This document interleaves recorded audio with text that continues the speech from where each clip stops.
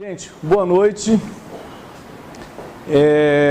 Hoje é um dia de muitas novidades, né? O segundo presidente da República sendo preso não é uma coisa e não pode ser uma coisa normal em nenhum país do mundo.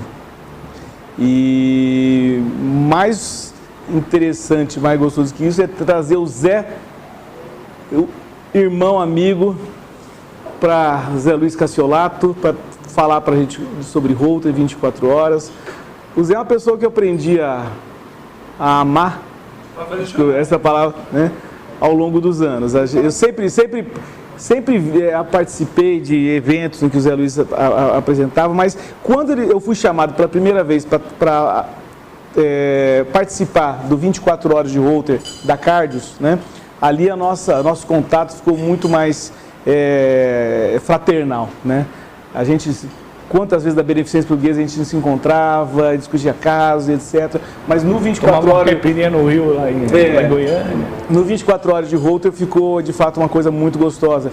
E eu chamo a vocês, todos vocês do grupo de arritmia, para participar do evento que é o 24 horas de Holter da Cardios. É um evento fantástico. É o 19º ano de 24 horas de Holter. Tem o curso operacional de Holter, de mapa, para quem quer aprender a fazer análise, desenvolver, aperfeiçoar a forma de análise. E tem o curso de Holter de 24 horas, mesmo que é o começo de tudo isso, e que é uma coisa fraternal. Acho que quem foi, Peralva foi, Expedito, acho que você nunca foi nesse período. Mas nesse agora, é bem gostoso, bem divertido e vale a pena.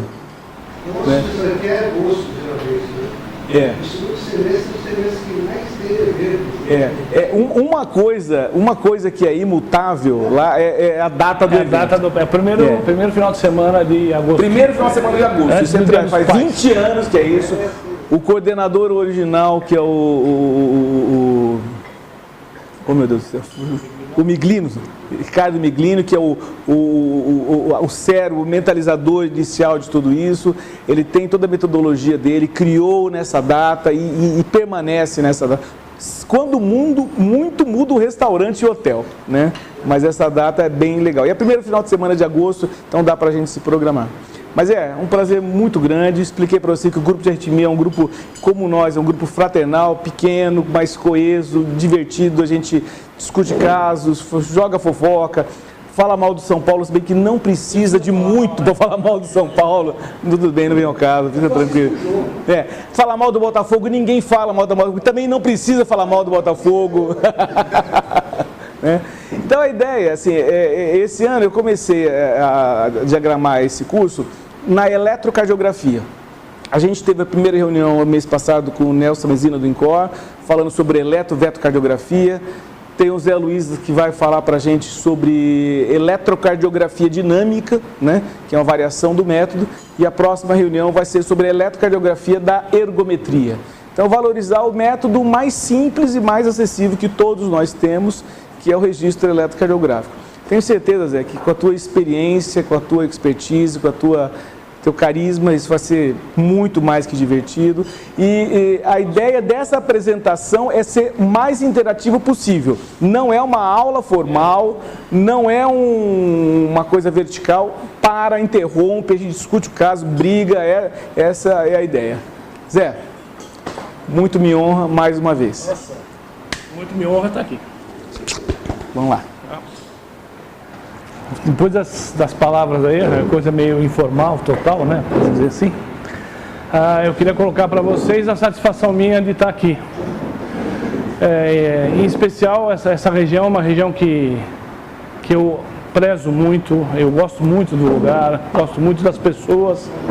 Então é uma satisfação muito grande. E só complementando o que o Eduardo falou, a gente acabou criando uma duplinha, né? Uma dupla de discussão que eu vou ter que usá-la aqui, né? E para quem assiste os hands-ons que a gente faz, eu não sou nada além do que um piloto. Aqui vocês vão decidir o que a gente vai fazer, o que vai discutir. Não trago nenhuma cartilha pronta e guardo uma mensagem de uma vez de uma discussão de eletro que eu fui ver num congresso europeu. Era um dos Brugadas, que falou que se ninguém desse palpite, ele ia falar sobre política. E ficou 5 minutos falando sobre política, porque ninguém falava nada do eletro, ele ficou falando do que acontecia na região da Espanha, como é que era, até que alguém se manifestou e foi uma sessão extremamente bonita, né? Porque cada um trazia a sua experiência, porque eletrocardiograma, a gente sabe que nós não sabemos nada de eletrocardiograma, porque depende da acuidade visual. A acuidade visual eu posso ter num dia, você pode ver uma outra coisa, ela pode ver uma outra coisa, um outro detalhe, a gente pode discutir um caso aqui que vai aparecer um detalhe que nunca ninguém viu. Isso que torna o eletrocardiograma bonito. E se o eletro é bonito, 24 horas dele é uma diversão. Paga-se pouco, ganha-se pouco, mas se diverte bastante. Tá? Eu, nessa apresentação, eu vou colocar para vocês 3 possibilidades de discussão. Uma delas é fixa, móvel, que a gente fixa, que eu falo, a gente movimenta alguns traçados fixos. E nós vamos ter uns 2 casos que a gente vai mexer no sistema. E é vocês que vão chamar o que a gente vai querer fazer. Tá? Não posso também alertar para quem faz o método que depois de uma avalanche de digitalização do sinal, que tornou o exame no Brasil extremamente fácil de ser usado, fácil de ser transmitido e fácil de ser analisado, que nós perdemos alguns detalhes importantes do método. O método foi feito para fazer correlação sintoma-arritmia, e o que a gente vê hoje são muito poucas informações passadas para quem analisa. E para quem gosta das informações, nós estamos entrando numa política de proteção de dados. E essa política... Opa! Essa política de proteção de dados vai implicar no renascimento do diário e das informações do paciente, porque nós não vamos lidar com o nome. Nós vamos lidar com o número para ser transmitido, ser analisado, e as informações estão vinculadas ao número. Tá?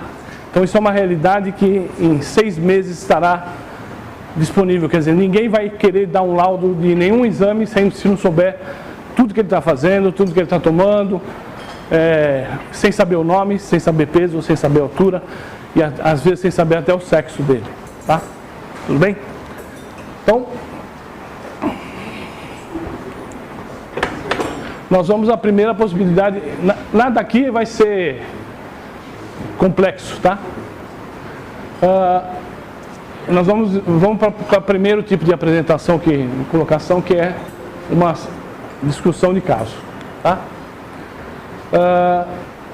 Isso aqui são informações raras de aparecer. Então, quem faz o exame de Holter é um paciente de 75 anos, hipertenso, com um diagnóstico eletrocardiográfico de bloqueio AV de primeiro grau. Quem faz o método sabe que nem sempre que vem escrito é a realidade, né? É uma informação baseada em papel, e a gente dificilmente pede exame com algum dado clínico para fazer exame.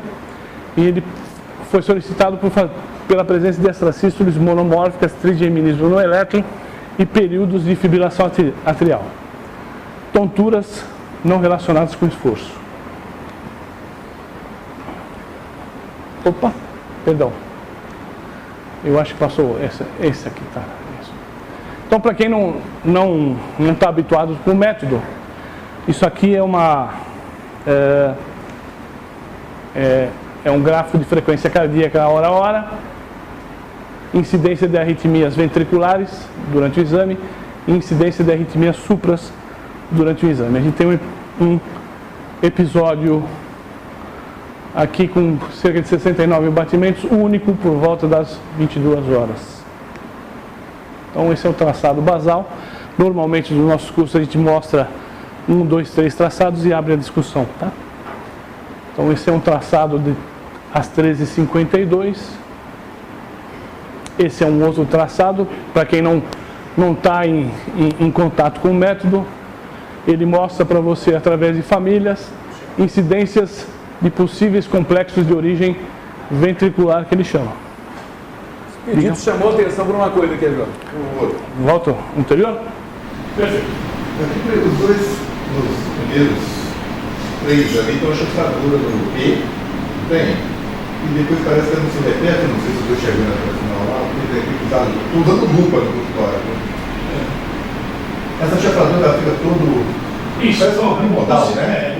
Um sinal eletrocardiográfico no canal 1, ele não é um canal 1 padronizado no método, né? No sistema da cardio, desse que a gente está utilizando, ele é muito próximo do V1, V2 do eletrocardiograma convencional. O canal 2 é relacionado com com V5, V6, e o canal 3 é uma derivação espúria, vamos dizer assim. Ela não tem nenhuma representação eletrocardiográfica, é simplesmente um dipolo que é feito através de 2 derivações, que são essas aqui, teoricamente, né? Uma colocada em cima do outro. E isso que o Espírito está chamando chama atenção. Nenhum sistema de Holter do mundo mostra isso, é o olho. Então não espere que o software dê essa informação. Ele olhou e viu que a onda P é bífida no canal 1. E isso já chama atenção para a possibilidade de 2 situações. A chamada sobrecarga atrial esquerda ou distúrbio de condução intra-atrial. Aí é uma outra aula só para isso. Né? No método, a análise é feita por deflexão de linha de base. Deflexão de linha de base, então, por exemplo, uma onda P pode ser analisada com um complexo viável, um QRS viável, uma onda T viável, um artefato. Essa junção dos 3 que vai dar uma forma específica baseada na ideia de que ele é um QRS. Então, nenhum software atualmente faz análise de onda P para laudo. Tá? Tudo bem? Mas é um achado, quer dizer, no caso assim, na dinâmica, você já vai, pegando um eletro assim, um momento assim no exame, você vai tentar achar que será que ele vai ter uma fibrilação aí, um episódio paroxístico, uma taquicardia, né? Então você vai ter que procurar, vai ter que achar. Mais alguém quer fazer um comentário? Vamos lá? Então, esse é um evento que ele chamou de extrasístole ventricular. Se alguém quiser descrever alguma coisa, está à vontade, por favor. Uma extrasístole um pouco precoce, né?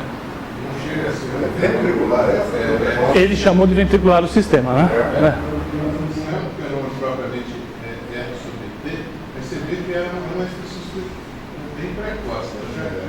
Já bate ali no finalzinho da T. É um bem precoce, mas o acoplamento lá em cima é de 500 milissegundos. Volta aí. 500 milissegundos não é assim, não é uma coisa daquele mundo. Os acoplamentos entre os QRS, quando são muito precoces, 300 e poucos, mas 500 milissegundos lá é um acoplamento. Para mim não chamou atenção precocidade, não. Tá? E para a gente direcionar. Depois disso, né? É o que é o final do então chama, né? Quer dizer, a repolarização do complexo ela já chama alguma atenção, né? Parece que eu tenho uma ponta nessa onda T, né? Parece que eu tenho uma ponta aqui. Mas isso é um achado eletrocardiográfico que pode ser comum a uma extrasístole, né? O que vai ter importância é que ela vai aparecer em outro momento do exame assim. Por isso que eu falo que o Holter eu amo o Holter. Adoro o método. Porque muitas vezes você vai no médico, você faz um eletro, não tem nada. Você vai no eletro, você tem isso. Você vai no médico, tem aquela extrasístole, né? A primeira você mostrou e essa aí é a mesma coisa. Não, não é que é a mesma coisa. A gente tem esse evento isolado. Alô, câmbio. Alô, câmbio. No momento não posso lhe atender. Deixa isso. Deixa eu. Esse anterior que tem a extrasístole isolada. Então você daria aqui normal, eu tenho uma extrasístole. Agora, no mesmo exame eu tenho esse evento, em que eu posso relacionar essa extrasístole, que a gente viu ou não, com esse evento.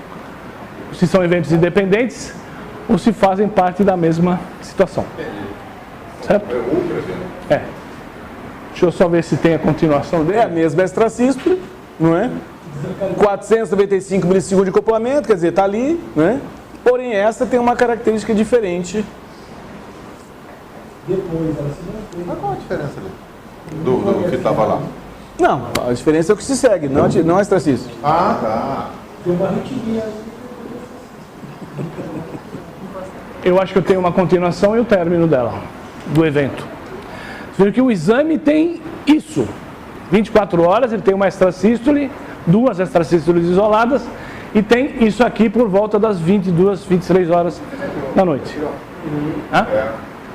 Então, alguém quer descrever o mecanismo inteiro? Se tem correlação, se não tem? Eu acho que porque volta um pouquinho. Vou voltar. Volta mais um pouquinho. Essa extrasístole ventricular, ela conduziu retrogradamente. Aquilo é uma onda P, de baixo para cima, e tem essa pelinha tem mais de 0,80 segundos ou 80 milissegundos. Então, eu imagino que aí houve um início de uma taquicardia ortodrômica com uma condução retrógrada por um possível fecho acessório. Essa é a conclusão. Alguém mais? Alguém dá mais? Daqui a pouco você vai começar a blacionar também, Peralva. Você está muito chato. Portanto, então, mas, eu vou colocar coisas que são extremamente interessantes aí. Por exemplo, nesse mesmo traçado, se a gente olhar a morfologia da onda T, no canal 2, né, ela está igual com o término do QRS, né? Meu padrão. Meu padrão. O que acontece aqui, né? Certo? Olha aqui o entalhe dele aqui, né, na onda T, tem um entalhe dele apiculando aqui. Que acontece aqui. Ou seja, aqui existe ela aparece aqui. Né? Só que ela foi bloqueada. Deixa eu voltar só, aproveitando o termo bloqueada, ele tem gente que chama não conduzida, né? As pessoas que usam o termo não conduzido nessa situação levam em consideração o fenômeno auscultativo do bloqueio, né? Porque aí o bloqueio está pela precocidade do batimento, ela provavelmente, né, bloqueou o evento, pegou num período que a condução não vai, né? E aí não é o bloqueio, às vezes, você colocando quem recebe o laudo, olha, eu tenho bloqueio, né? Então eu estou colocando isso mais como no sentido de você pode receber laudos descritos como evento bloqueado e evento não conduzido. Semanticamente os dois estão corretos, tá? Mais alguma coisa? Alguém quer falar? Você quer usar aqui ou não? Não, eu estou querendo saber. Quando eu olhei a primeira vez o traçado, eu achei que isto aqui fosse uma onda P interpolada. Eu olhei. Mas ela pode ser. Agora, se isso aqui é onda P, isso também não é onda P. A P retrógrada, se é essa aqui, se for ela que é retrógrada, ou esse é o ciclo sinusal que está batendo aqui e interpolou. E um batimento juncional de escape, nesse caso. Se eu estou falando ao errado, eu tenho uma extrasístole, um evento retrógrado que bate e sai, evidentemente ele vai interferir na condição AV. Ele pode pegar o P, se o batimento retrógrado, a P é essa. Se não há condução retrógrada, a P é essa, sinusal. Não pode existir as duas coisas juntas? Não. No chance at all. Até pode ter condução retrógrada para via acessória, condução retrógrada voltar para o átrio e ter um bloqueio átrio-sinusal que não despolariza o átrio, não o nó sinusal, e o nó sinusal volte a bater. Aí eu paro, aí não brinco mais. Aí é muita especulação. Quer dizer que vai e volta dentro do átrio antes de ir pro... Não, eu tinha ficado em dúvida se aquilo ali era a onda P, mas não deve ser, se considera. Falando que esse aqui, né? Você está querendo falar que esse aqui, opa. É que esse entalhezinho aí, exato, eu achei que pudesse ser ele, o batimento sinusal, né? Tá? Tudo bem? Com o segundo tirou a dúvida, né? Hã? O segundo Esse aqui tira a dúvida. O segundo tirou a dúvida. E volta a frisar. O método é bonito exatamente por causa disso. Você vai descrever isso como um mecanismo único. Não, né? Foi.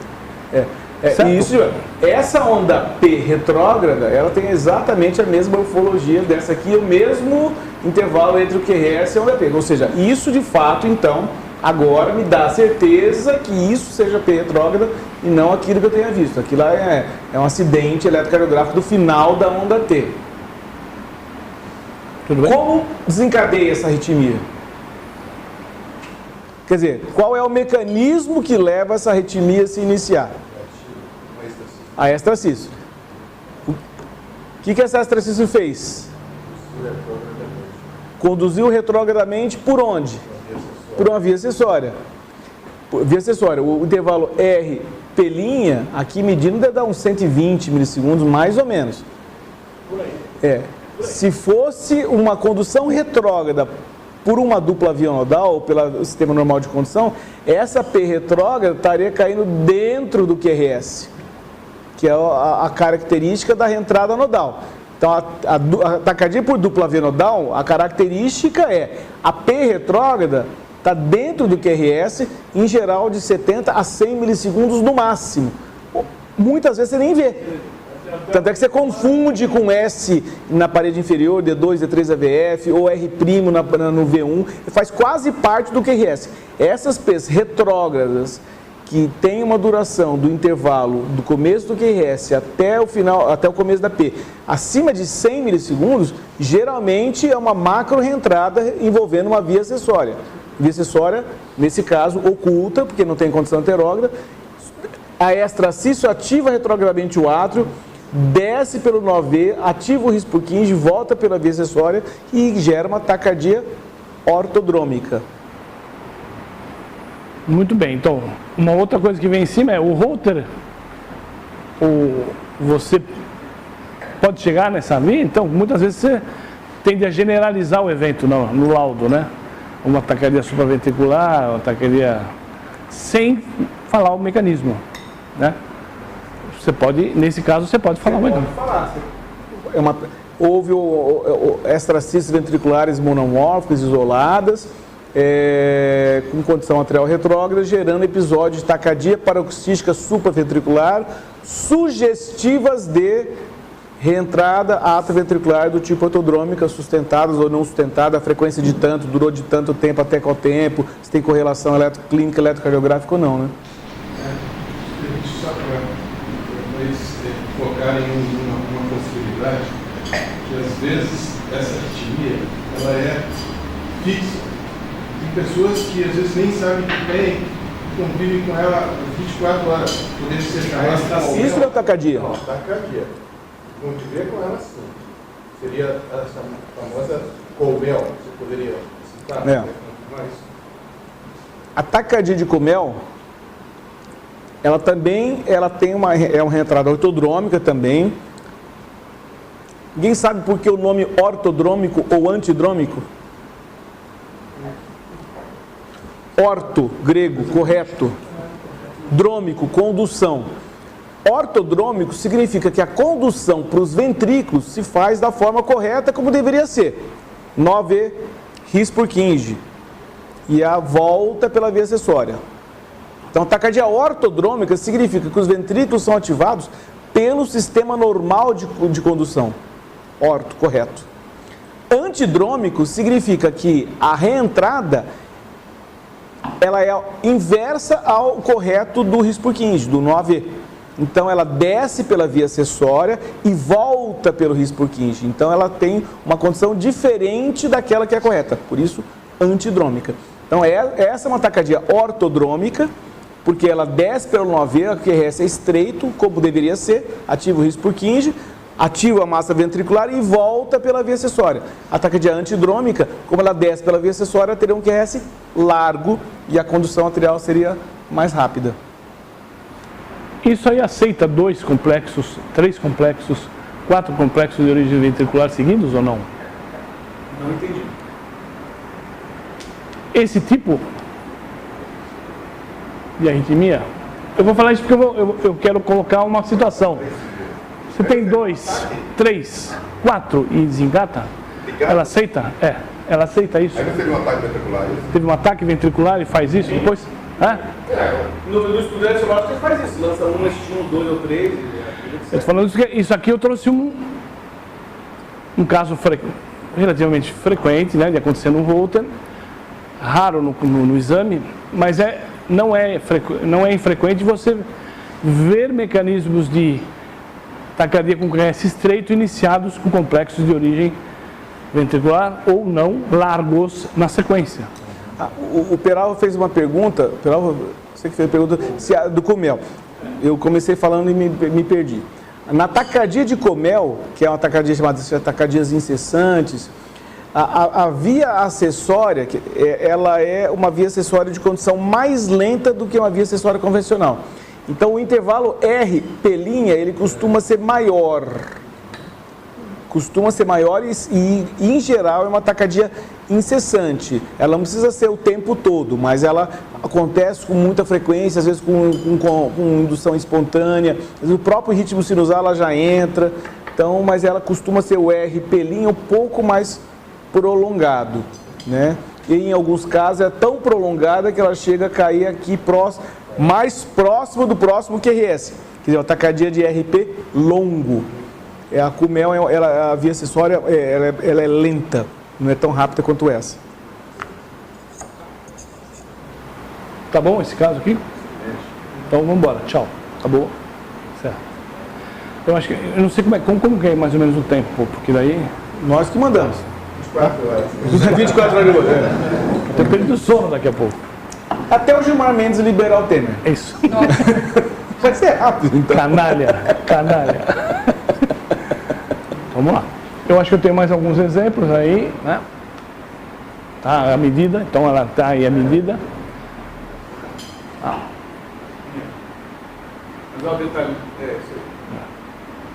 saída como que é, né? Como interrompeu essa taquicardia? Volta lá, só para ver como eletrologia. Por que essa taquicardia interrompeu? Doutora Andressa. Engole e fala. Parou por quê? Por que parou a taquicardia? Atingiu o período refratário da via. Aqui ela conduz pela via acessória, desce pelo 9V, ativa o risco por 15, ativa o ventrículo e não consegue ativar retrógradamente a via acessória. Interrompe a taquicardia. Não é? Ok? A adenosina, é isso que gera? É esse mecanismo que uma adenosina reverte ataque supra? Não. A adenosina reverte pelo 9V. Então ela conduz pela via acessória, retrogradamente, e não consegue passar anterogradamente pelo 9V. A reversão não. Se fizer um bolo de adenosina no ataque supra, ataque autodrômico, vai reverter. Né? Mas o mecanismo de reversão é diferente. Aqui, quando interrompeu pela via acessória, adenosina ou verapamil, sei lá o que, bloqueia o nó AV. Então, bloquearia daqui para cá. Só a sua informação, por isso que a gente sabe que toda a arritmia que passa pelo nó AV tem boa resposta com a adenosina. Qualquer uma. Tá certo? Se não passa pelo nó AV, a adenosina não teria espaço. Existem exceções, como toda boa medicina. Existem taquicardias atriais, adenozinas sensitivas. Existem taquicardias ventriculares, adenozinas sensitivas. As taquicardias de via saída do VD, parte delas são adenosinas sensitivas. As taquicardias fasciculares do ventrículo esquerdo, idiopáticas, parte delas são adenozinas. O fato de você fazer adenosina e reverter não dá 100% de chance que é uma arritmia que dependa do 9V. Taque atrial pode reverter, taque ventricular pode reverter, mas claro, não é a regra, tá? Mas é bem possível. Ok?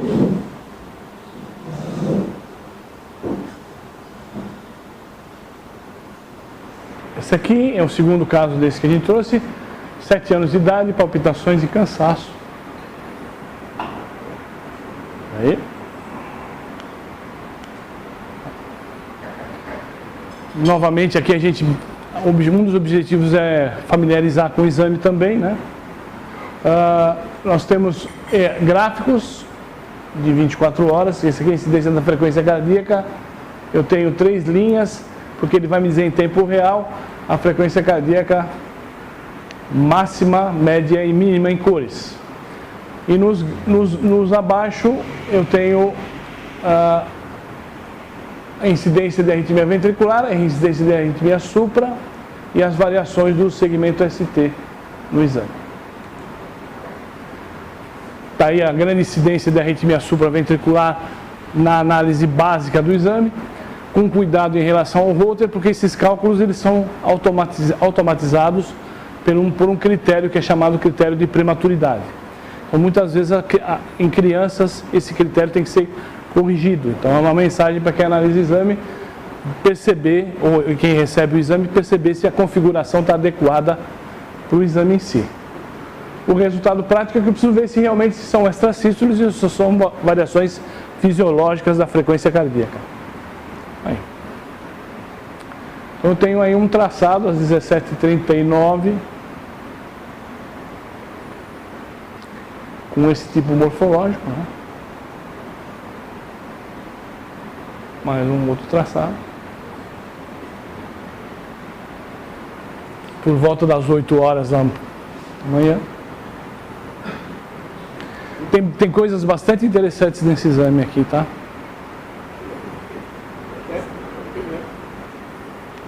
Alguém quer comentar daqui, então? Daí? A ideia é, isso aí é evento supraventricular prematuro ou não? Tá? Chama atenção, como o Zé falou, que essas 3 linhas, frequência mínima em azul, não sei se é verde, que raio que é esse negócio aqui, verde é a média e a máxima, elas estão sempre separadas no Holter. Quem já viu o Holter vê que não é tão assim, tem momentos em que a variabilidade de RR é muito grande, em que essas 3 linhas se separam, mas aqui elas estão continuamente separadas. Alguma coisa está levando para o mesmo minuto frequências mais baixas e mais altas dentro do mesmo minuto. E continuamente ele está assim. Isso traduz variação da frequência. Grande variação RR, primeira coisa. Volta anterior na tabela.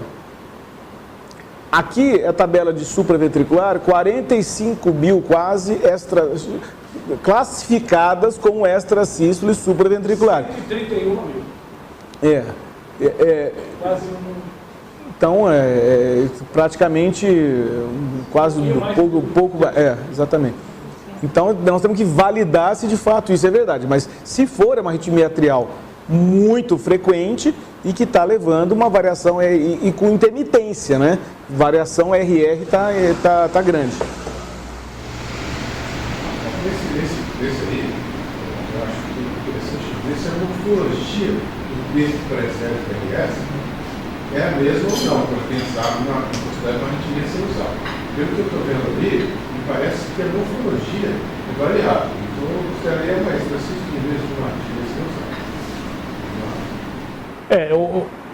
celular. Numa abordagem assim, a primeira eu tenho a dúvida das 3. Se essas duas são prematuras, ou se essa só é prematura, né?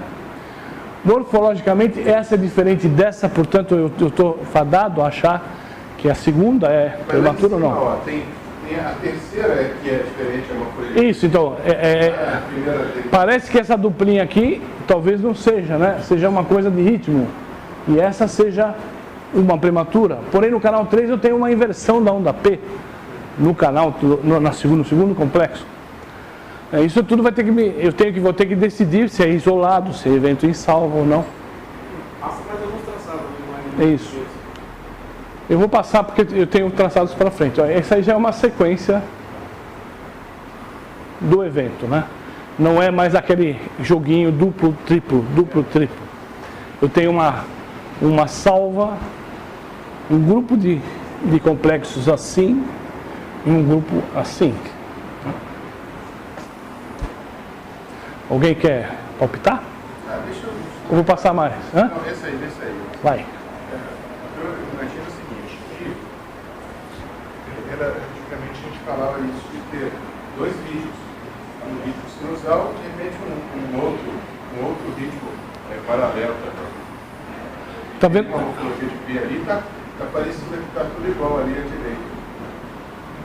Está abrindo então uma outra possibilidade de ser taquiarritmia ou ser ritmo sinusal, ou um ritmo distinto do sinusal? Não. Dois ritmos. Dois ritmos. Dois ritmos.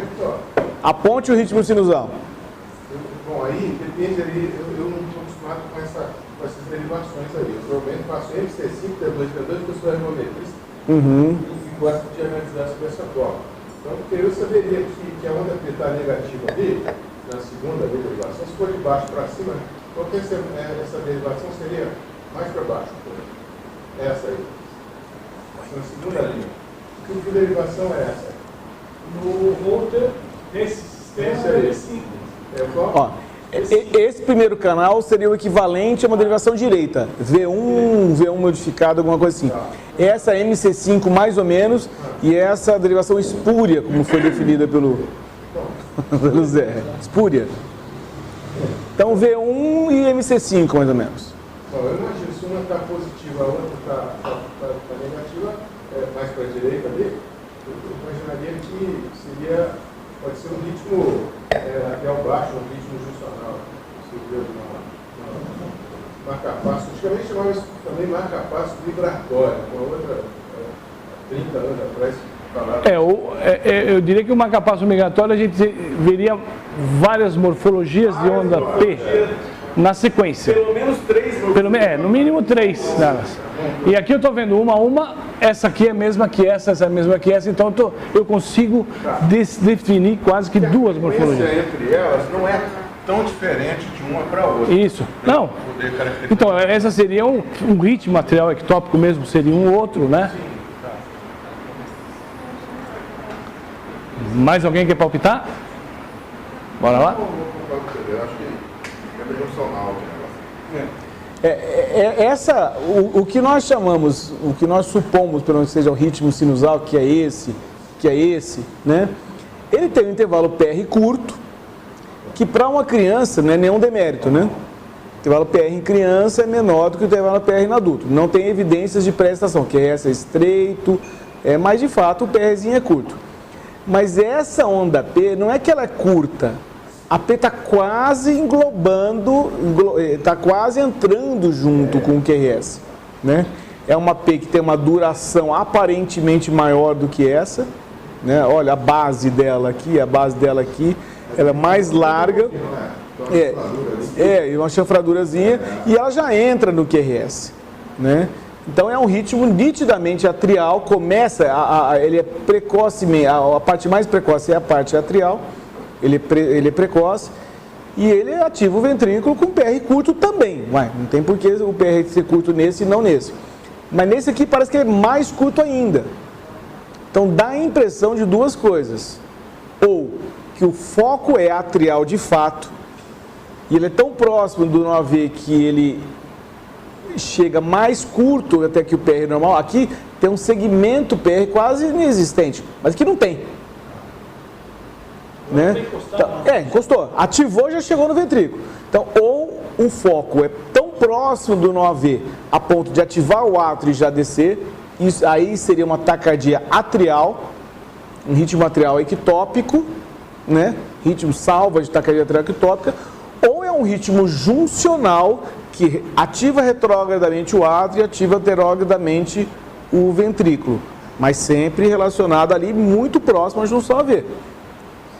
Eu teria uma tendência a chamar isso de uma taquicardia atrial ectópica. E a origem pode ser próxima do nó AV. Às vezes o seio venoso coronariano, que é uma região frequente, próximo do trígono de Koch, ali da região próximo da tricúspide.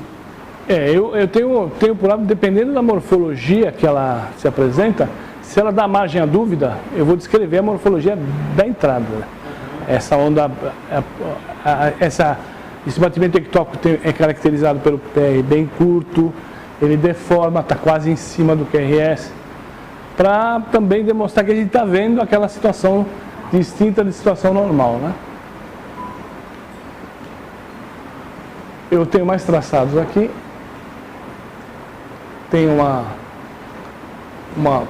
um zoom desse traçado que eu já fiz aqui. O tempo passa, né? E aí o zoom já é daqui. E uma dificuldade técnica é que normalmente as extrasístoles são coloridas no router, né? É assim que elas são vistas. E o verde não é uma cor muito fácil de identificar. E aí ele faz isso. Verde é para poucos. É uma situação, né? Não é qualquer lugar que você encontra verde. E aí a gente tem a demonstração da largura do gráfico. Por que o gráfico da frequência cardíaca varia bastante? Porque a gente está vendo aqui, para quem não tem vivência no método, são os 3 canais em miniatura, né? Então eles são vistos em variação de tempo. 31 minutos, 32 minutos, 32 um pouquinho, 33. Aliás, assim que Eduardo, você chegou a analisar o router assim? Não, eu analisei. Que era um papel, não tinha tela, né? O começo da digitalização foi assim. Isso aqui era tudo papel e você tinha que escolher o traçado. Não dá para avaliar onda P quase que nada aí, né? Mas era assim que eu comecei a fazer a transformação do analógico para o digital, tá? Você olhava assim e chegava à conclusão do que estava, fazia um zoom e imprimia o zoom, tá? Laudo, Zé. Laudo. Bom, o ritmo sinusal, né? Intervalo PR, eu descreveria que está muito próximo do intervalo de limite inferior, né? A presença de quantidade intensa de atividade ectópica de origem supraventricular, caracterizada por um intervalo PR mais curto do que o precoce, distribuído em eventos isolados, pares, taquicardias salvas não sustentadas e sustentadas. Tá? 2 diagnósticos, taquicardia atrial ou taquicardia funcional automática. Certo? Ok?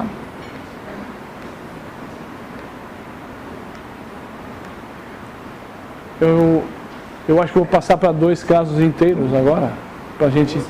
Eu vou fazer uma mudança só para a gente pegar um caso visto de 2 maneiras. Então a morfologia das ondas P, elas são múltiplas e no mesmo traçado. Aqui tem o sinusal, ok, e tem outra morfologia. Tem um ponto automático que está gerando. A taquicardia atrial, a capacidade migratória, ele tem um conceito de que é um evento pré-fibrilatório. O paciente está evoluindo na fibrilação. Tem relação com intoxicação digitálica, DPOC, com muita frequência, uso de xantina, aquela história toda, né? Mas ele é muito... Quando você fala atrial, uma capacidade atrial migratória, você está pensando um átrio completamente desorganizado. Aqui não. Tem o ritmo sinusal uma hora e outra hora um outro foco. Eles estão lá, eles sim, é mais frequente, é quase o batimento ectópico, né? Muito frequente, mas eles são, ele é um ponto e uma quebra de rotina. Não há uma capacidade migratória, não. P positivo, P negativo, P bifásica, um banzé, um boné velho. Veja bem, se tem, a frequência está muito fixa ali naquela, por isso que a gente pararia na taquicardia atrial. Mas enquanto tem, realmente, flexibilidade nessa frequência, variabilidade RR, tem 2 focos, um foco funcional e um foco sinusal. Na hora que eu mando o funcional, que é algo que a gente considera até fisiológico em muitos aspectos, nuances e tudo mais. Isso aqui foi diferenciado desse resultado aí. Você tem 2 focos, um sinusal e um funcional, que se intercalam e tem pessoa que tem a vida normal e não tem nada a fazer. Faz nada. Esse não é o tempo que você dá para esse fato que eu estou falando. Taquicardia funcional automática. Taquicardia funcional. Se a origem do foco ectópico é um só, seja junção, seja atrial, taquicardia funcional automática, ou reentrante, ou taquicardia atrial automática. Ritmo sinusal intercalado com períodos frequentes de taquicardia atrial. Pronto. Funcional. Fazer sinusal intercalado com funcional. Depende da clínica. Aí vai depender do que o paciente tem, de uma série de outros fatores. Eletrocardiograficamente... Não tem nada, né? Às vezes tem paciente que tem cansaço, às vezes tem dispneia, às vezes tem insuficiência cardíaca, às vezes o cara está com toxização digitálica, sei lá. Aí é outra história. A interpretação clínica disso aí é... Benigno. Nem sempre. Nem sempre. Você pega um paciente como esse, uma arritmia atrial, uma arritmia... Pega esse, exatamente, esse garoto, Gabriel tem 7 anos hoje. Você pega ele com 24 anos, com fração de ejeção de 32%. É a mesma arritmia. Só que o Gabriel cresceu. O Gabriel cresceu com essa arritmia durante muitos anos e está evoluindo com taquimiopatia. Quer dizer, então, você tem que olhar o exame e olhar o que está acontecendo com o cara. O Gabriel com 7 anos está bonitinho, mas eu não sei como ele está com 25 anos, 37 anos. A arritmia é a mesma. Tenho, então... Legal, né? legal. Bom, eu vou ficar mais agora desse lado aqui, porque eu vou comandar efetivamente um exame, e a gente pensou, né, agora mesmo, 2 situações distintas, quase com a mesma indução, né? A mesma coisa. Posso dar um peteco? Agora ele está mudando a plataforma de apresentação, ele está entrando no software de análise. Aqui é o software de análise que recebeu o exame inteirinho está aí. Lá é editado, pegou o traçado, botou PDF, botou PowerPoint, sei lá. Aqui a gente faz o que a gente quiser aqui. Muda a classificação, muda a corzinha, entra, quero ver se aconteceu tal coisa. Então, é como o dia a dia acontece. Por isso essa história que a gente chama de hands-on, que é assim, como nós vamos interagir com o exame, né, antes que ele esteja pronto. Você tem uma sequência mais ou menos lógica, né? Você analisa o exame, o sistema faz uma pré-análise, mas você tem que checar essa pré-análise. E você vai ter passo a passo, cada um decide o seu passo a passo, vai ver se as formas são iguais, que tipo de arritmia tem. Essa sequência lógica, ela pode ser subvertida. E eu acho que esse tipo de reunião é exatamente para a gente chamar atenção para detalhes e subverter a ordem, né? Nosso objetivo é subverter a ordem. Então, vamos supor que cada um de vocês ponha-se nessa situação, o software nada mais vai fazer do que identificar um complexo e vai chamar de alguma coisa. Mas você vai fazer uma abordagem no computador. Eu acabei de receber o exame para analisar. Então, o paciente que tem 85 anos, eu vou direcionar algumas informações, tá? Para a gente ganhar tempo. Eu não tenho nenhum outro dado mais, é uma mulher, 60 quilos. Quando eu abri o exame, eu vejo aquela variação da frequência cardíaca está colocada aqui, em tempo real, nessa primeira tela.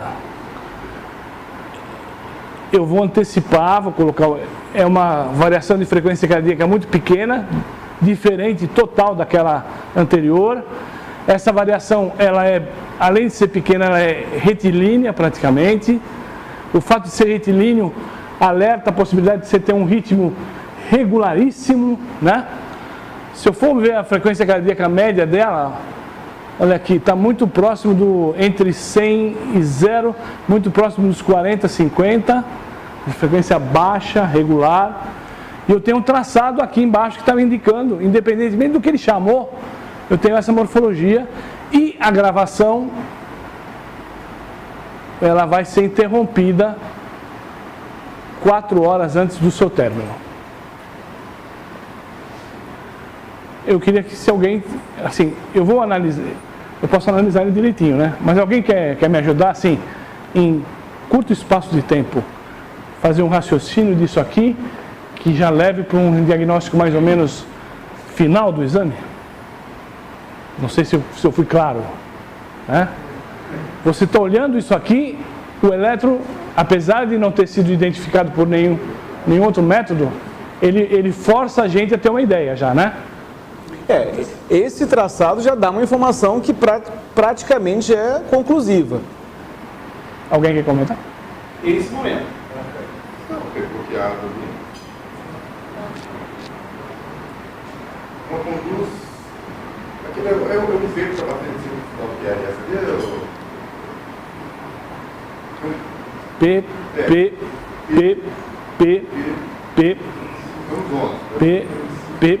P.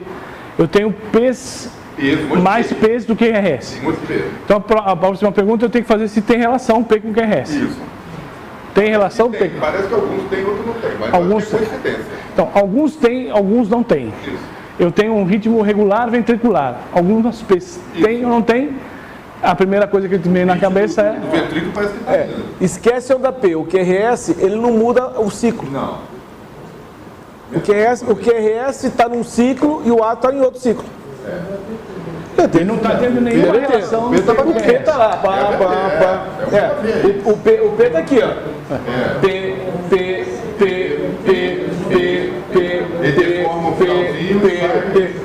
O A está de um jeito e o T do outro. Eu entrei no exame e eu vou raciocinar pela minha maneira de ver. Eu olhei o traçado retilíneo, BAVT, frequência baixa. Vocês concordam comigo? Se o BAVT está aqui, ele vai estar aqui também? Ele vai estar aqui também. Ou seja, tudo que tiver retilíneo, a chance de ser o mesmo ritmo é grande, é a mesma. Certo, Eduardo? Alguém sabe? Tá? Ou seja, ele está chamando que isso aqui é um BAVT porque está tão retinho que o QRS está regular. Mas aqui deve ter alguma modificação na condução atrioventricular que mudou o padrão da linha de base. E ele vai ser interrompido 4 horas antes de acabar com a mesma linha retilínea.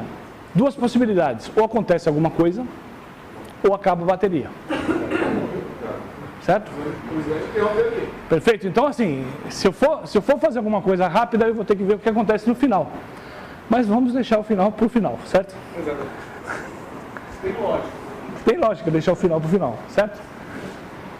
Muito bem, eu vou então caminhar nessas horas que aumenta a frequência cardíaca.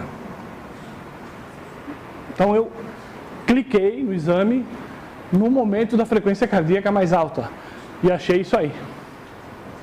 O que faz aumentar a frequência cardíaca? Presença desse. A primeira coisa que eu fui ver, por que muda o ritmo? Então eu vou provar para vocês que a linha é o mesmo ritmo. Se Deus quiser vai dar certo, né? Tá aqui, aqui tem que ser a mesma coisa. Aqui vai ter que ser a mesma coisa, certo? Estão acompanhando, né? Aqui tem que ser a mesma coisa, agora aqui não, aqui começa a ficar diferente. Aumenta a frequência. Aumenta a frequência, ele pode aumentar a frequência por quê? Ou porque engata a condução para um, ou porque aparece alguma arritmia ativa em relação a esse ritmo, certo? Extrasístole no primeiro caso. Volta aqui. Extrasístole no segundo caso. A chance de ser extrasístole aqui é grande, né? Tá aqui. Estou comprovando, antes de fazer a análise, eu estou comprovando o meu raciocínio do que eu espero. Se alguém quiser interromper e fazer alguma linha, tá bem assim essa linha? Tá bem? Tá? Longo período aqui, tá?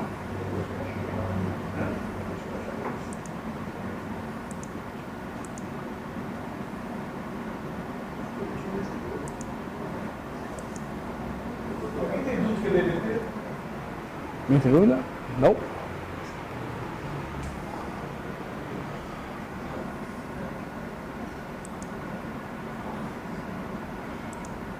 Você analisa o QT aqui ou não? O QT não? Não? Ele está perguntando a análise do QT. É complexo pelo seguinte, você pode analisar, pode e talvez deva. Mas olha só, olha esse QT e olha esse QT. Antes de ver QT, a morfologia da onda T. E olha esse outro. Essa é uma morfologia, essa é outra e essa é outra. O QT é o mesmo. O que está variando é a presença da onda P, que ora cai depois da onda T, cai antes e cai junto. Então, se você medir aqui o QT aqui, pode ser que dê um valor diferente desse. Então, você pode medir o QT, mas tenha certeza que não existe a influência da onda P para poder medir. Nenhuma T dele vai ter só T, vai ter T mais P, certo? Dependendo de onde cair, vai ficar maior ou menor, tá? Tem que corrigir também, a frequência está Isso, exato. Essa é a ideia de falar. A gente não vai se preocupar tanto, porque a onda P vai mascarar isso aí, a frequência da.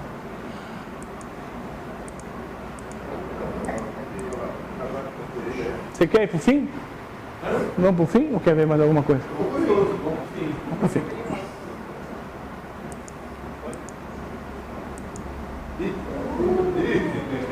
ECG comprimido. Isso, aí tá. A colocação dele aí está exatamente por uma série de razões. Essa morfologia, ela existe na análise, só que normalmente ela é desprezada. Isso aqui é o famoso artefato técnico para o sistema. Então, se a gente não tomar cuidado, às vezes a gente come uma bola, né? Certo? Então, mas isso pode ser uma outra coisa. Existem situações em que você tira o aparelho, né, e não desliga o aparelho. E sai andando com o aparelho e ele vai batendo os 3 eletrodos. Que também dá uma imagem muito parecida com essa. Mas aí que tá. Opa, se eu olho isso aqui, eu falo, não, ele desligou o aparelho, manda regravar. Né? Não, eu tenho que ver isso. Aí eu lanço mão do ECG comprimido para ver o que aconteceu no contexto.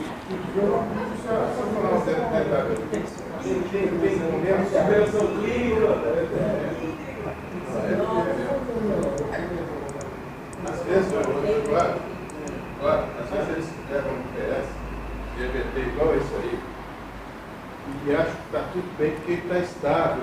Eu já recebi paciente que parou na minha frente aqui. BAVT, mas está estável. Está estável, aí você vai ficar esperando. Está vivo ainda. Ah, tá. Sim. Está vivo. Ele está estável aqui. Ok. Conversando, falando. 17 por 9 de pressão, 17 por 7 de pressão, belezinha. Está estável. Ele está estável aqui ele está morto. BAVT estável para tomar conduta, BVT. BVT é proteção de ritmo, marca-passo provisório, seja transcutâneo, seja passar transvenoso, o que é. BAVT é uma urgência médica por isso. Poucas patologias, aneurisma de aorta, infarto agudo de miocárdio, poucas patologias de onde um minuto para o outro a morte. Essa elétrica dá. Quando eu cheguei em São José, na minha primeira semana lá, trabalhando na UES, bateu um encaixe do senhor aí. Assim, uma beleza. Ele veio do quarto industrial, assim, dentro do quarto. E aí, aí puseram o paciente de frente. Aí eu vi um BVT, ele veio de carro dirigindo, liberaram ele com o elétrico de carro dirigindo. O carro estava estacionado lá dentro da UES. Mas tinha ABS. Eu olhei para ele, na minha frente, né? E aí, conta aí.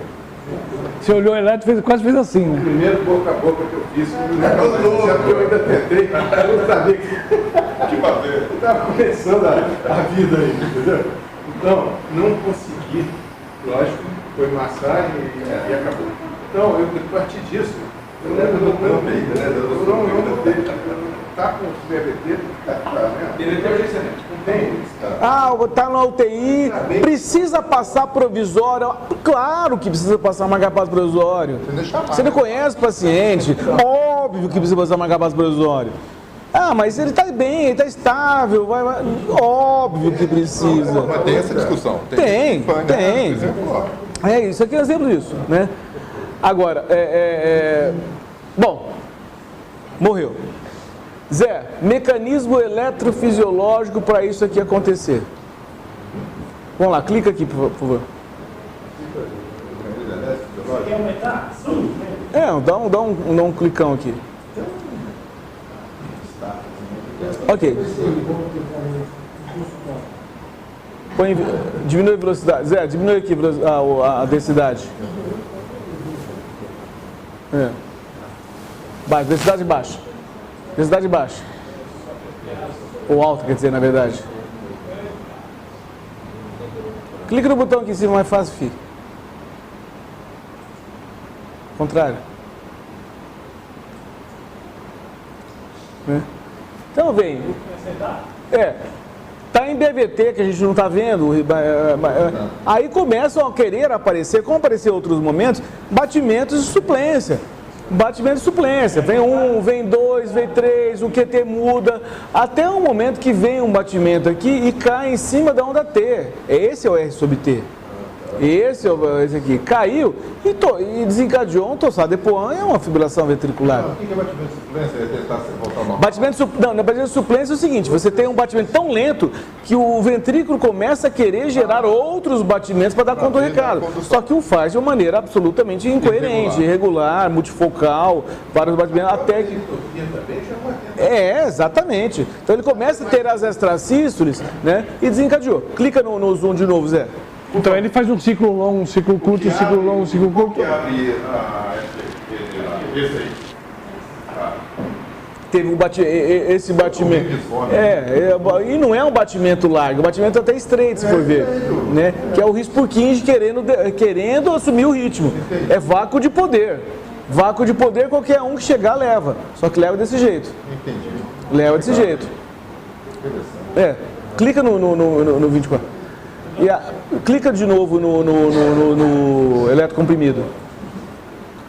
Aí o paciente teve com certeza não teve débito aqui, deve ter tido uma síncope ou alguma coisa parecida, e teve a chance de conseguir tentar voltar.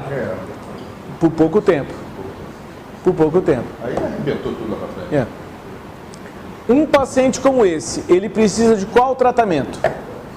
Ele chegou vivo no hospital com o Peralva, era uma sexta-feira à tarde, fez esse laudo, mandou para o ponto-socorro. Qual o tratamento que ele precisa?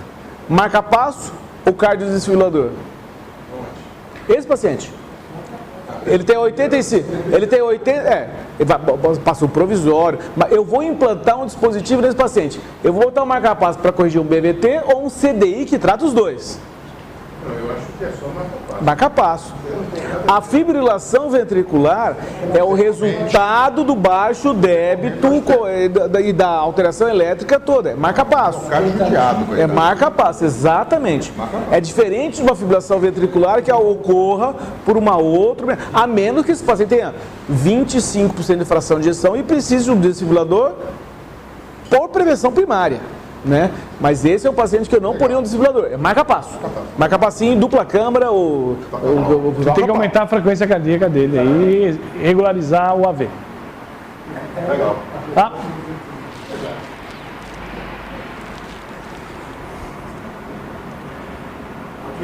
Essa paciente estava internada, tá? E aí quando foram passar a visita de manhã nela, ela estava morta.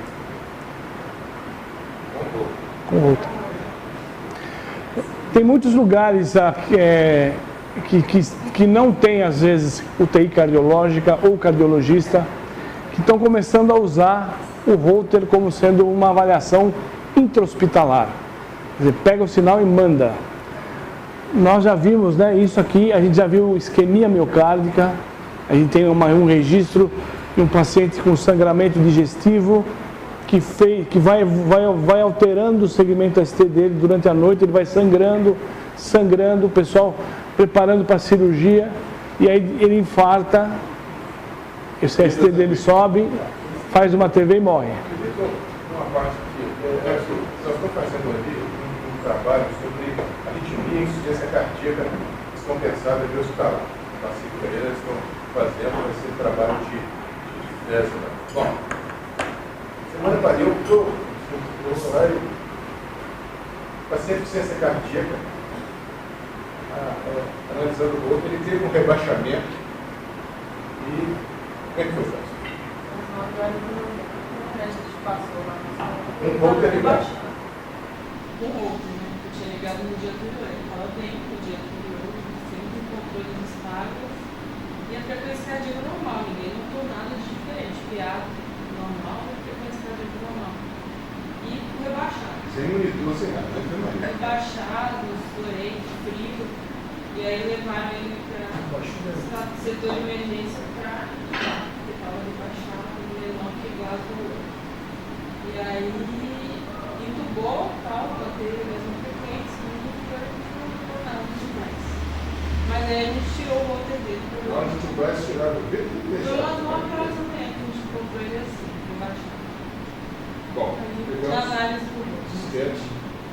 lá no outro. Então ele teve esse rebaixamento às 9 horas da manhã. Não, que a gente encontrou, foi às 9 horas. Encontrou no quadro, Passou a visita às 9. ele estava rebaixando. Estava rebaixando, não tem que... Então, 1 hora antes, 8 horas antes, ele estava fazendo um ritmo idioventricular acelerado ou uma taquicardia ventricular lenta, como os colegas básicos da atividade definiram, é isso? Com um ritmo idioventricular acelerado ou uma taquicardia ventricular 80. Então, é um indivíduo já com ciência cardíaca, fração de ejeção baixa, que fica ali sem monitor, porque ele estava em enfermaria, e eles olhavam o pulso até mais de 80 e deixaram, tá certo? Ele perdeu a sístole atrial, já perdeu 30%, não é isso? Do débito, e ficou só na ventricular 80. Então, aí que eu pergunto, é uma causa, o indivíduo faleceu depois, né? Foi ótimo. Bem, porque fez outro ataque ventricular antes de falecer. Sem ver o caso, é difícil dar uma opinião. Vamos imaginar que o paciente tivesse implantado um marcapasso VVI. Ele tivesse um marcapasso VVI. E que por algum motivo ele bradicardizou e entrou o marcapasso VVI a 80, na mesma frequência do ritmo de ventricular. Isso não deve ter sido uma morte elétrica. A dele caiu bastante lá. Ok. Depois de uma hora nesse ritmo ventricular, apesar de 80. Se não houve uma assistolia ou uma TV tão rápida, isso eu entendo como sendo evolução de uma disfunção ventricular esquerda, tipo associação eletromecânica ou choque cardiogênico, em que a ativação do sistema neurohormonal gera um automatismo aumentado para tentar compensar alguma coisa. Mas faça o raciocínio como se o paciente tivesse um marcapasso VVI 70, unicameral, está esperando só o ventrículo, ele não vai morrer disso. Se ele bradicardizar e entrar nessa frequência, isso não vai matá-lo. Ele pode ter baixo débito, pode ter uma série de coisas, mas sem ver o exame, não vi, mas está no ritmo sinusal, começa a ter ritmo de ventricular e morreu devido a isso, a impressão que eu tenho é que o ritmo de ventricular é consequência da falência final global do ventrículo. Respeitar isso. Exatamente, eu não acho que seja a causa. Eu acho que era vida que segue, sabe? Mas de novo, sem ver nada. Nem ver nenhuma.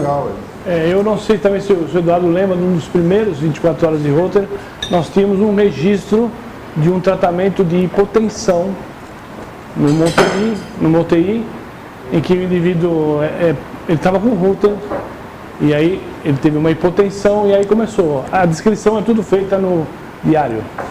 Adrenalina, e o paciente foi a óbito no final, né? E aí foi o resultado do Holter, a hipotensão dele era por TV. Né? Estava fazendo taquicardia ventricular. Pode ter contribuído mais ainda para isso, então, ele estava lá e o pessoal estava injetando medicação mais estimuladora da atividade elétrica. Então, provavelmente ele piorava, cada vez mais ia fazia. Bom, eu acho que para encerrar a gente vai fazer o contraponto daqui, que é um outro Holter.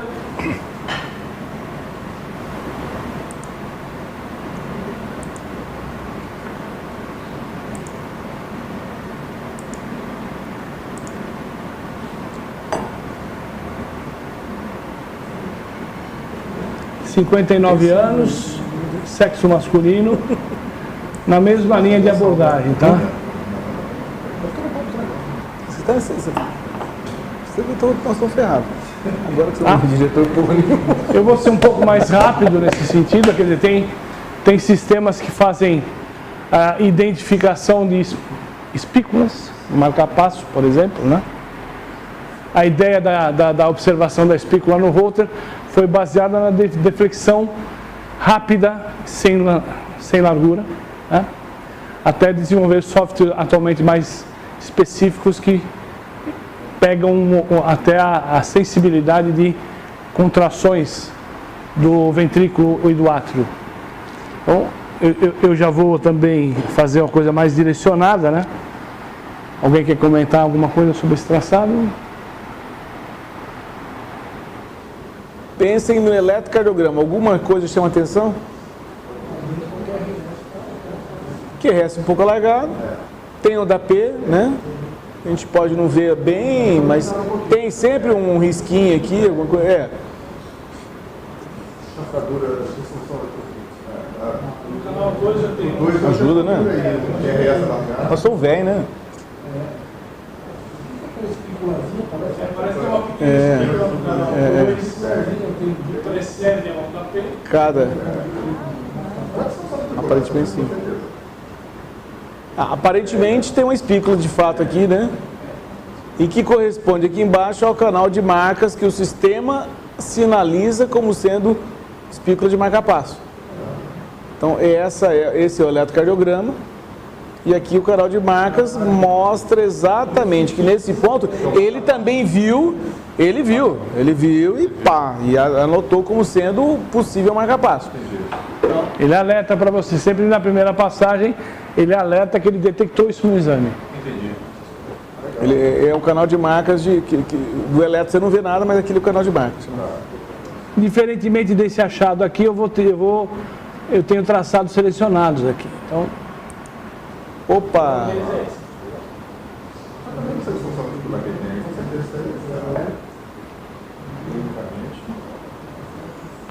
Disfunção ventricular, você sabe a fração de ejeção do cara? Sei. Você viu o espículo e sabe a fração de ejeção, Expedito? Não. Glória a Deus. Mas é baixo. Como você sabe, o mané?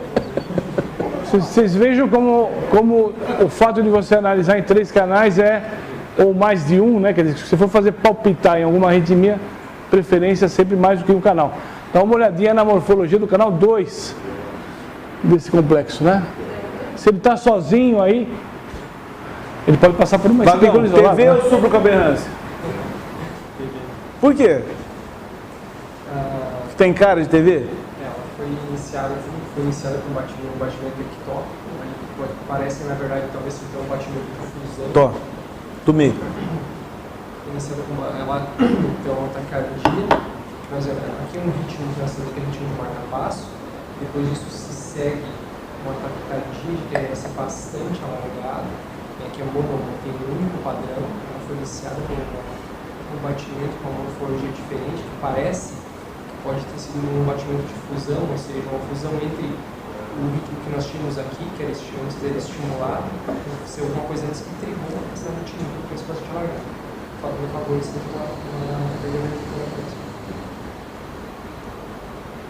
o nível de aberrância do QRS. São essas características que tem iniciado o fato.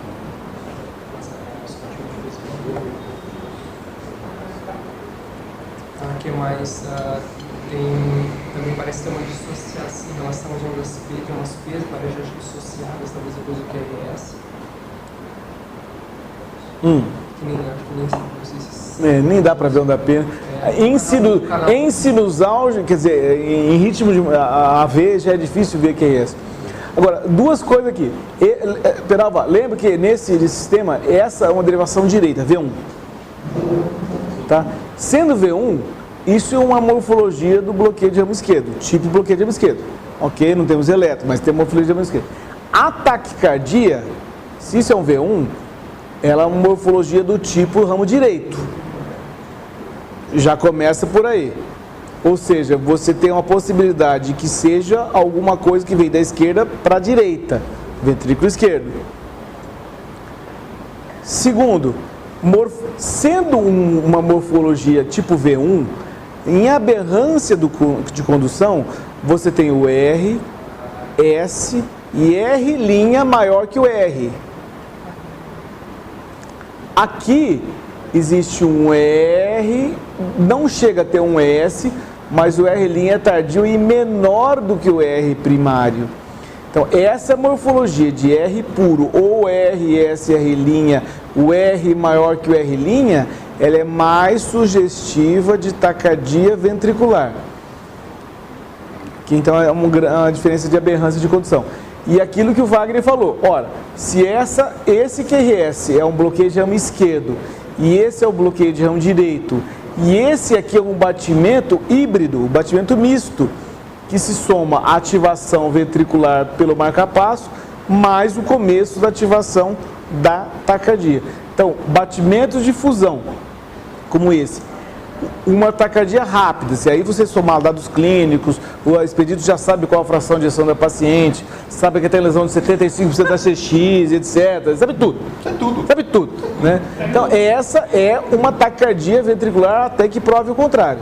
A fusão é muito sugestiva. É muito sugestiva. Esse batimento, muito sugestivo, que a TV começou aqui e o sistema já pintou ele aqui, de vermelho. Né? Então, a TV monomórfica, rápida, né? 360 milissegundos. Né?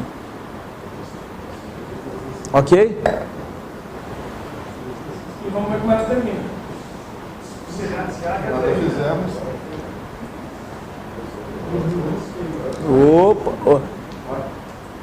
Opa, volta. Tá fazendo dois? É, Dedé. Doutora Andressa com a palavra. Ele está fazendo tentativa de reversão através de bursts, né? É terapia, né? Do CDI. Então tá, como você sabe que ele está fazendo burst? Não, você que está falando. Você é mais de idade, ele Não, tem as mas- espículas. Uma frequência mais alta, ele identifica. A TV está inibindo a ativação. Aqui, ó, a Andressa está chamando atenção. Espículas. Essas espículas coincidem com a mudança na morfologia. Não nós sabíamos que era um marcapasso, certo? É um marcapasso, Nós sabíamos tá. que era um marcapasso, havia espícula. Tá. Agora a gente sabe que além de ter um marcapasso, é um marcapasso que age na presença de uma taquicardia. Marcapasso é um nome genérico para algumas funções. Então tem o marcapasso, que é o marcapasso que protege contra bradiarritmia, o marcapasso DDD, núcleo da câmara. Se o cara fizer isso, o marcapasso não pode fazer nada. Tá. Nesse momento, há uma taquicardia possivelmente ventricular, o marcapasso passou a ativar aqui embaixo mais rápido que a taquicardia e mudou a ativação do QRS, e cada QRS é precedido de uma espícula. Ele fez isso, ele lançou 1, 2, Legal. peraí, ele lançou, tira o zoom por favor, 1, 2, 3, 4, 5, 6, 7, 8, 9, 10, 11, 12. Ele lançou 12 espículas no ventrículo, capturou o ventrículo e o que ele viu? Nada. Mudou um pouquinho a morfologia em relação ao que era. Ele viu que isso não levou a lugar nenhum, fez de novo uma tentativa de estimulação que a Andressa chamou de burst, quer dizer, ele lançou uma rajada de estímulos mais rápido que a taquicardia, na tentativa de fazer um overdrive. Reversão. Vamos lá. Tentou uma vez, tentou duas vezes, vamos lá, Zé aqui.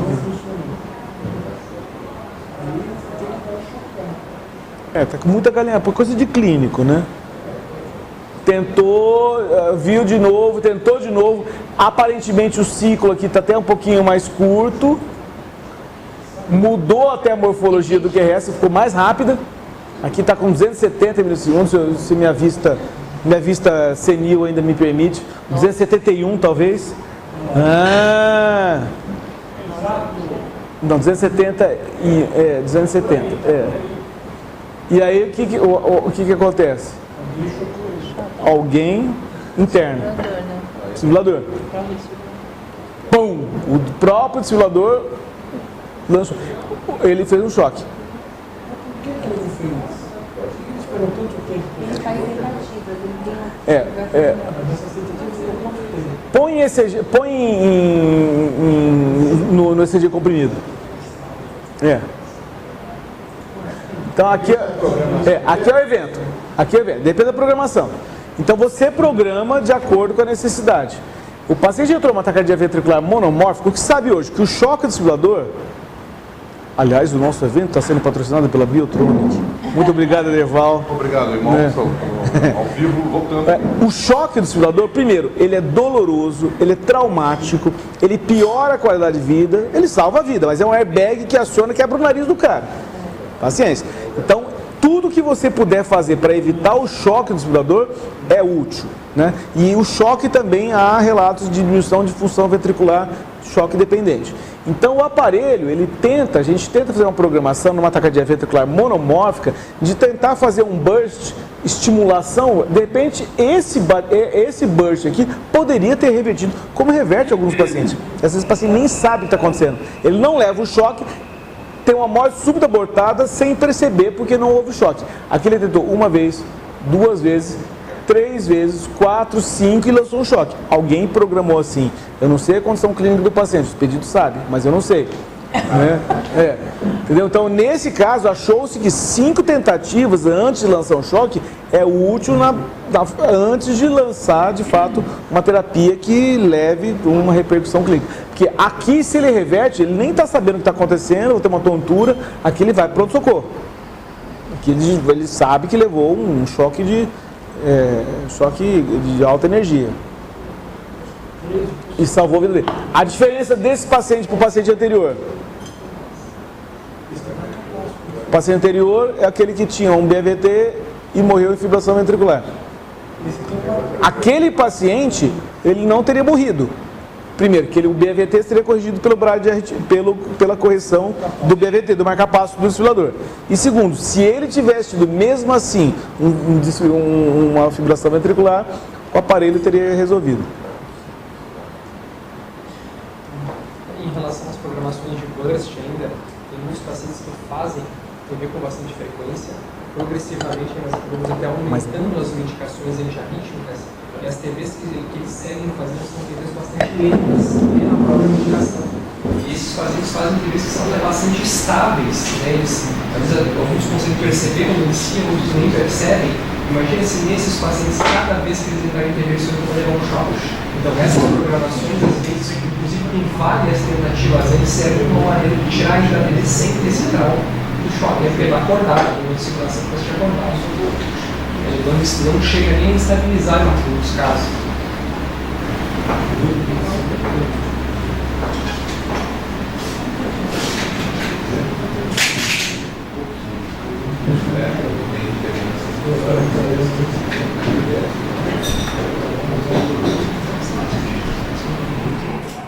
Enquanto ele está montando aí, a pessoa que faz o 24 horas de voo tem a parte visual, né?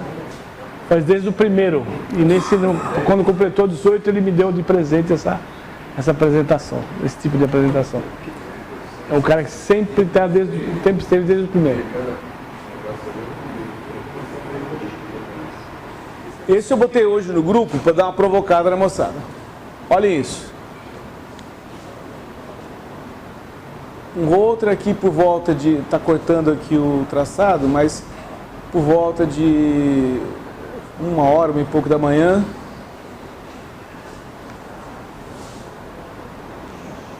Logo depois.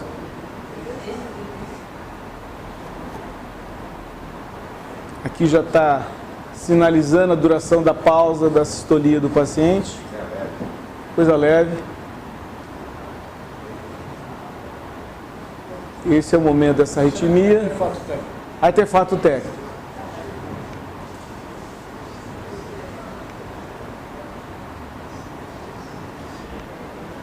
Esse é mais bonito, né, Expedito?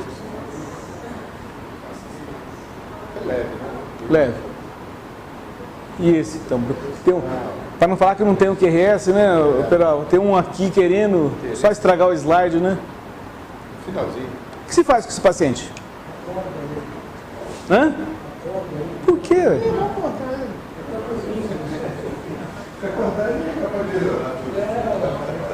Acontece. Esse é o sono NEM? É o famoso sono NEM? Sono nem aí. É. Sono profundo. Pinéia do sono. Pinéia do sono. Tá? Assim, a gente está... Zé, você está cansado de receber traçados com pausas importantes como essa. E aí, exames normais, aqueles que têm uma pausa lá no sono. Tá tudo lindo, maravilhoso. Lindo, maravilhoso. Ele faz cirurgia urgente para botar um marca-passo. Gente, não vou ficar falando se fiz patologia apneia do sono, todo mundo sabe que eu, Zé, não teve problema nenhum quanto isso, né? A gente dorme bem. A gente dorme bem, a gente mal ronca, a gente mal ouve, né? É isso aí. Enfim, e o que eu quero chamar a atenção é como o Holter pode ajudar a gente, além da polissonografia, claro que é o diagnóstico, a forma de diagnosticar clínica, fundamentalmente clínica, a confirmação para a polissonografia. Mas eu queria falar um pouco sobre a variabilidade da frequência cardíaca, variabilidade cíclica da frequência cardíaca. Ela é uma modificação decorrente à apneia e que ela tem como mecanismo a obstrução da glote, que leva em estímulo vagal, diminuição da frequência cardíaca, geralmente momentos bradicárdicos importantes, segue-se a isso um reflexo adrenérgico, aumentando a frequência cardíaca, e essa alteração entre ciclo vagal e ciclo adrenérgico leva a uma modificação contínua da frequência cardíaca, que geralmente ela se repete, né?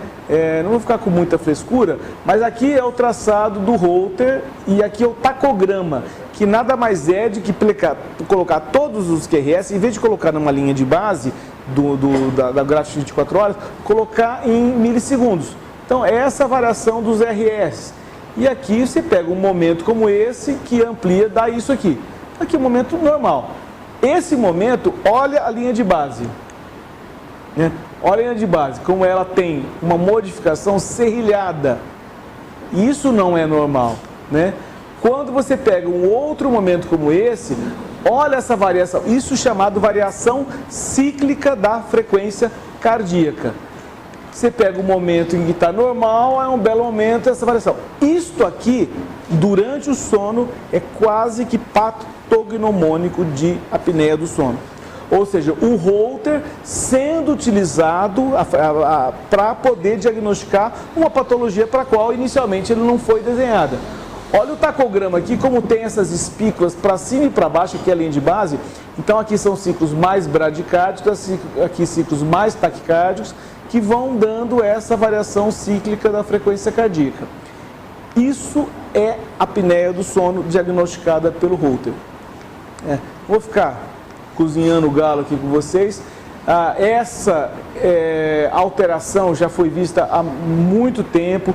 No nosso meio, o Dr. Cruz, do Rio Grande do Sul, de Porto Alegre, é um cara que estuda muito a apneia do sono. Ele conseguiu transformar isso, trazer isso para o software da Cardios, essas informações que já eram disponíveis na literatura, pegando o tacograma de variação cíclica da frequência cardíaca e transformando isso num software de apneia.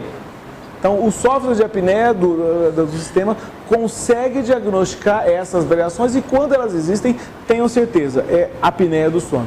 Esse é um paciente, não é aquele paciente nosso, com uma variação cíclica da frequência cardíaca, ou seja, tem momentos em que o ciclo está em 800 milissegundos, outro em 1400, 800, 1400, e fica oscilando de tempo em tempo. E a gente não tem definição visual para poder, no Holter, detectar. O software ajuda demais a gente, né? Olha o eletrocardiograma no período praticamente... exatamente. Ó, você está vendo esse momento aqui, se olhar isso, você não fala nada.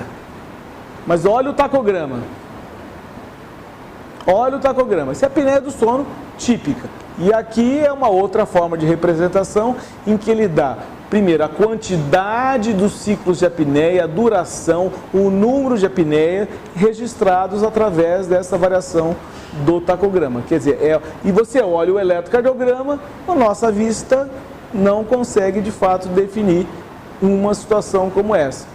É uma informação a mais que o Holter pode dar. A experiência que a gente tem é que quando o Holter mostra esse padrão, é que a apneia é no mínimo moderada. A apneia leve ele não é capaz de detectar. Quando a apneia é moderada para severa, ele consegue de fato documentar isso. Ou seja, se você tem essa manifestação, a chance. E a importância clínica é essa. Tem situações que você recebe paciente para botar um marca-passo, como foi aquele primeiro paciente, 13 segundos de assistolia, como é um paciente como esse, com pausas, com bloqueio importante. E o que eu costumo colocar no laudo, eu coloco ritmo sinusal, frequência variou tanto, aí eu coloco, ocorreram variações do ciclo sinusal, sugestivos, mas não patognomônicas de síndrome da apneia obstrutiva do sono. Duraram tanto tempo, tantos eventos, e claro que o objetivo do Holter não é esse. Sugere-se investigação. Não é para isso. Não é para isso, mas quando você vê, é essa história. Até no mapa eu consigo fazer isso, a gente faz. Você vê a variação da frequência e vê a hipertensão noturna. Isso, né? sugere exatamente de sono, aí né? o cara fica esperto. Então as alterações do ritmo são tão frequentes no nosso meio que a gente acaba fazendo o exame de polissonografia ambulatorial, por exemplo. Né? E esse é o sistema que a gente tem usado atualmente, não invasivo, quer dizer, você consegue fazer em casa, faz uma avaliação por tonometria e você tem as informações fundamentais relacionadas à apneia. Eu faço.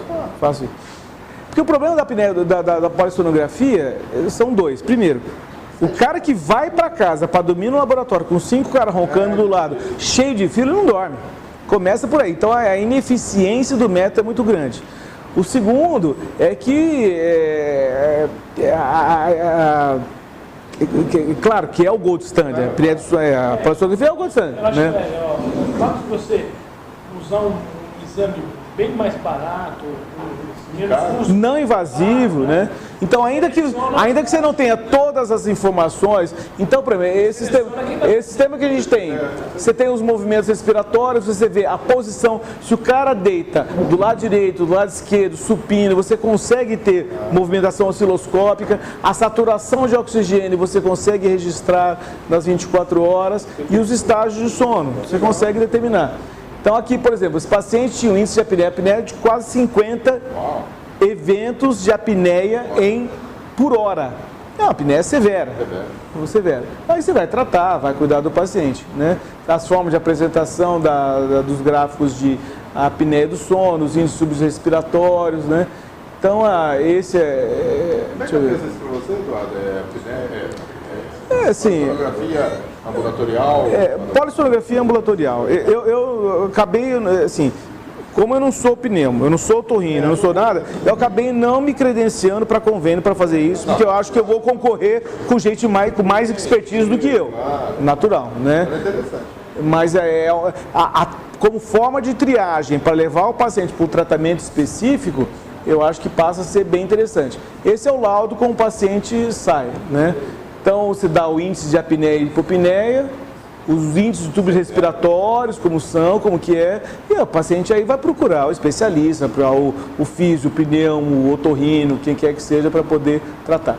Claro que as informações, todas elas clínicas, todos nós sabemos, cortou aqui, Aqui essa última revisão daqui dos brasileiros, a relação disso com doença coronariana, os trabalhos mostram que de 30% a 83% dos pacientes hipertensos têm apneia do sono, doença coronariana, acidente vascular, insuficiência cardíaca e fibrilação atrial, que é uma coisa bastante prevalente. Né? Então era isso que eu ia dizer. Acho que, Zé, tua presença aqui é um baita no privilégio. A ideia de um bate-papo é muito mais do que aula, é discussão de caso clínico. Fantástico, sempre tem esses casos maravilhosos, a tua experiência, muito obrigado. Eu adoro o método, ele me conhece há muito tempo, tem um pessoal que também conhece. Eu sou apaixonado pelo método porque se você quiser, você passa uma tarde inteira se divertindo, né? Você vai caçando as coisas. E esse jogo de procura e achar é altamente... Para nós, ele é bom, às vezes é ruim para o paciente. Mas para a gente é gratificante. Chamar novamente todos nós do grupo, se a gente puder estar em São Paulo, a gente pega um restaurantezinho depois, churrascaria, 1, 2 e 3, primeiro final de semana de agosto. Cardio-ritmo, why not? Né, vamos embora. A gente tem uma ideia, provavelmente, se for levado a termo, né?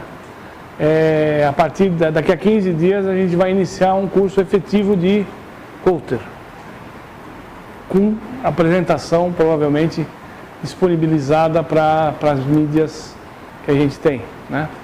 E com certeza, se a gente fizer, seria um prazer a gente fazer junto. Bora. E seria um prazer divulgarmos toda essa até bagagem de casos, né?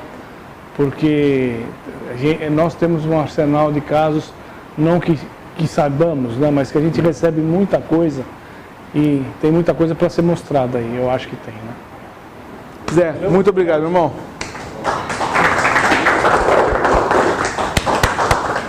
Obrigado, Zé. Gente, obrigado.